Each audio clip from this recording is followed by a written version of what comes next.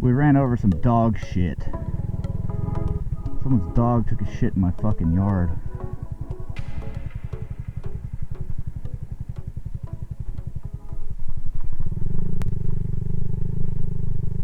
Let's ride through the grass real quick and clean it off.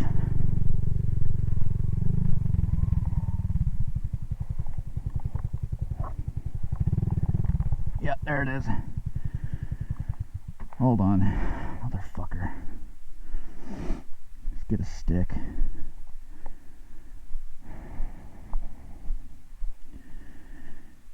Yuck.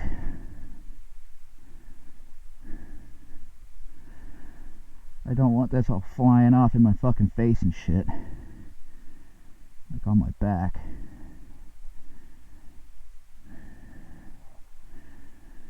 Fucking gross. Ugh. Poop. All right.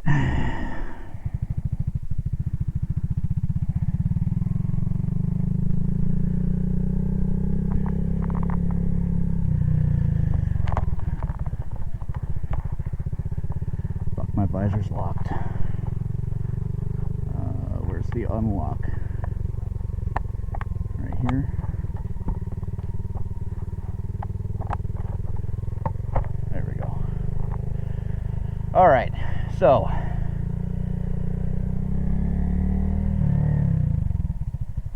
some of my glove now. That's freaking rad. Here, you have it. There, I don't want it. You can take it.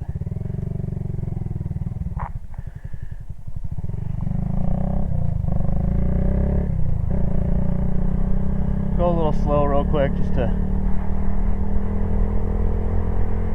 scrub it off.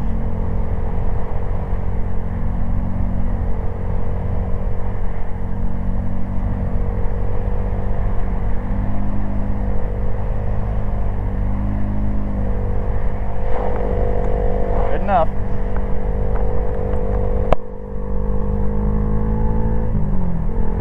All right, so this video will just act as a little bit of a filler to kind of add a couple things to the boot camp videos that I may have forgotten.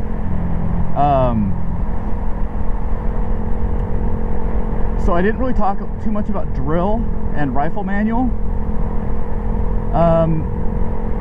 I want you to look up rifle manual and just like some drill movements. I don't want you to do any practicing or anything, because you might pick up some bad habits, and you might see something that you think is correct but it's wildly inaccurate, or you'll just interpret something in your own way. And once you build a habit, it's hard to relearn, right? It's hard to break a habit and relearn it. So I'd rather you go in knowing nothing,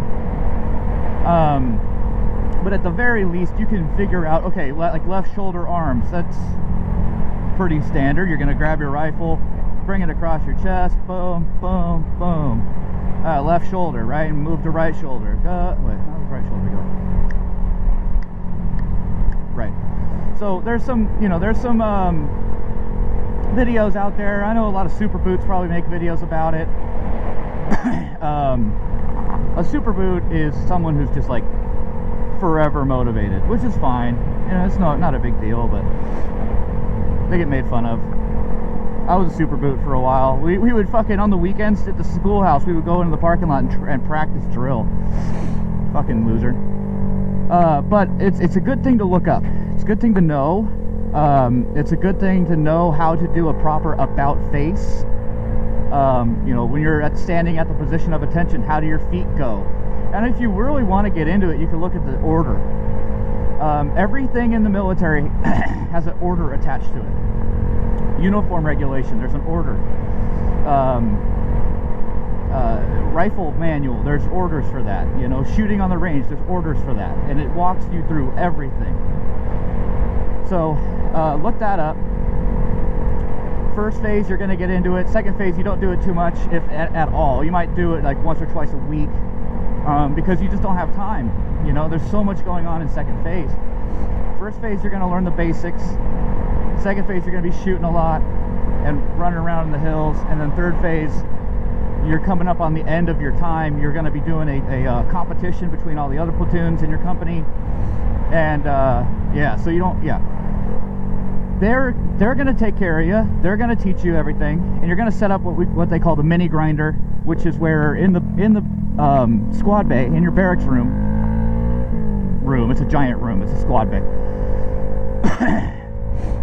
and you're going to put all the racks to one side. You're going to put all the foot lockers to another. The drone instructor is going to get on top of the foot locker so he can look and see everybody, and you're going to practice your manual. Now, you're not going to be throwing rifles around, right? But you're going to be doing manual in the squad bay. And it's really cool. It only takes like 2 minutes to set up the mini grinder, and then 2 minutes to set it all, you know, put it back. And you get about a half an hour of drill practice in. It's pretty cool. So yeah, I would recommend you at least just look into it a little bit, so that way you don't, you know, you're not completely blindsided. Look up your 11 general orders, memorize the fuck out of those, memorize your rank structure. I forgot to mention Marine Week. At the very end, right, so it's 13 weeks that you're in Marine Corps boot camp, right? The first week is in dock and processing, and then you've got 12 weeks of training. On that 12th week, you stop calling your drill instructor sir. Now, it's not sir, yes sir. They don't do that, okay? It's at the end. You're not going to start a sentence with sir. You're going to end your sentence with sir. So, for example, I just left my goddamn blinker on. Your drill instructor comes up to you and says, what's your rifle serial number? You'll say, this recruit's rifle serial number is blah, blah, blah, blah, blah, sir. Okay? During that last week, though, during Marine Week, they're integrating you into real world life, okay? Because boot camp is a mock-up. It's a super exaggeration. So that way they instill and ingrain all the discipline and all the freaking damn they just put the ways of it in you. But you're not going to be calling a corporal sir. You're not going to be calling a sergeant sir. You'd only call shiny sir, right? So they're getting you used to calling people by their rank. Now, your senior drill instructor is most likely going to be a staff sergeant. Sometimes they're a gunnery sergeant. Less frequently than that, they're actually just a sergeant. They're going to be your fucking killer motivators, though.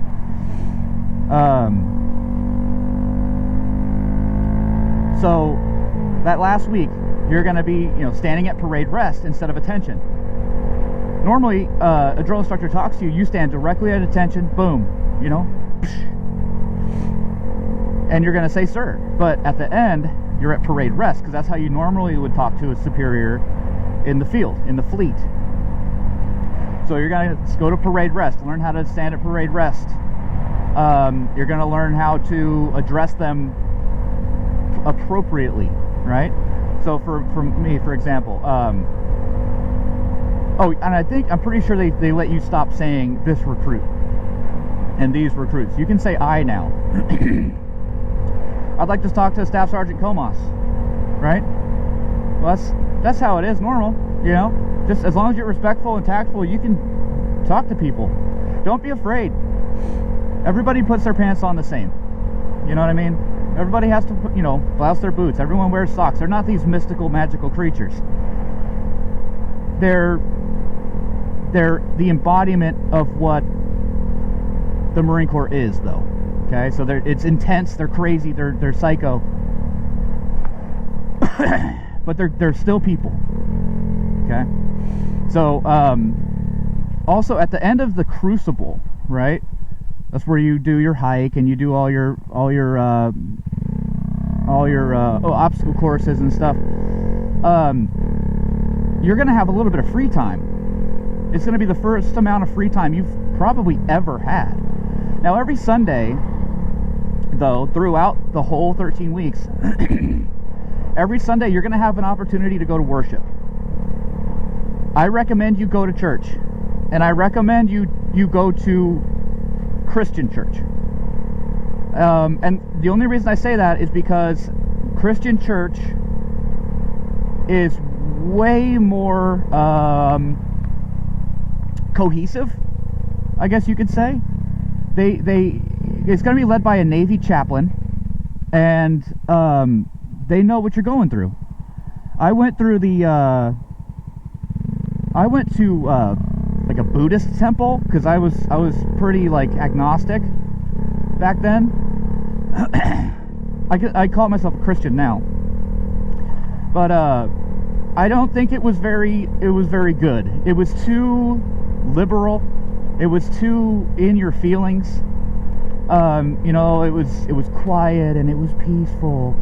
I mean, if you're really struggling and you're like having a nervous breakdown all the time, it's something you're just gonna have to get over. You're gonna have to get over it, grow up, and stop. I'm not saying don't go to Buddhist temple. I'm not saying don't go to freaking you know, whatever denomination you are, and just in lieu of that go to the Christian one. You know, like I think it's not Latter-day Saints. It's I think it's Adventist. I don't remember. But the chaplain there, the pastor, is always going to be.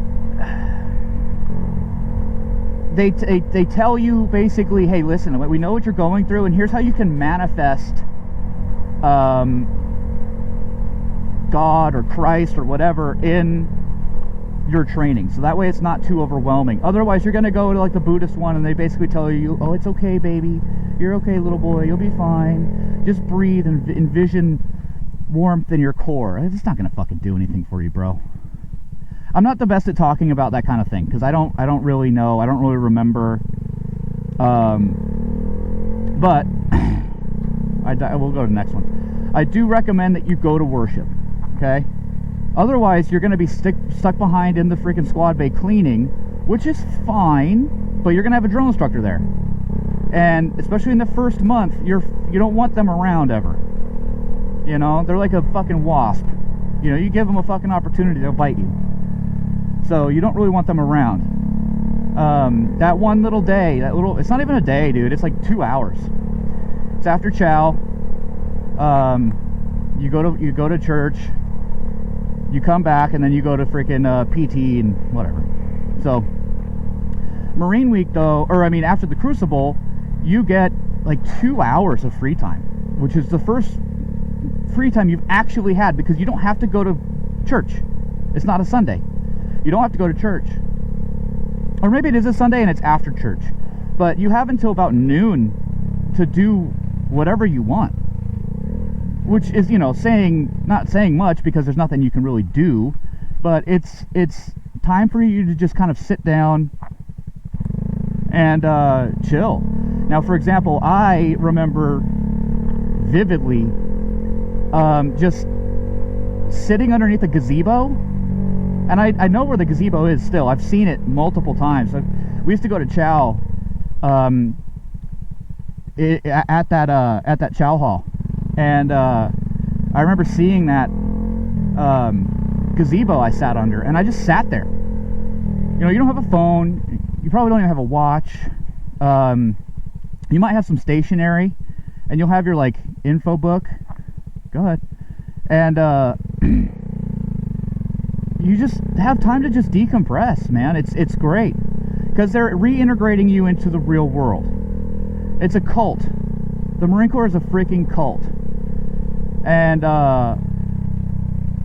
it's just wild, bro. It's just wild.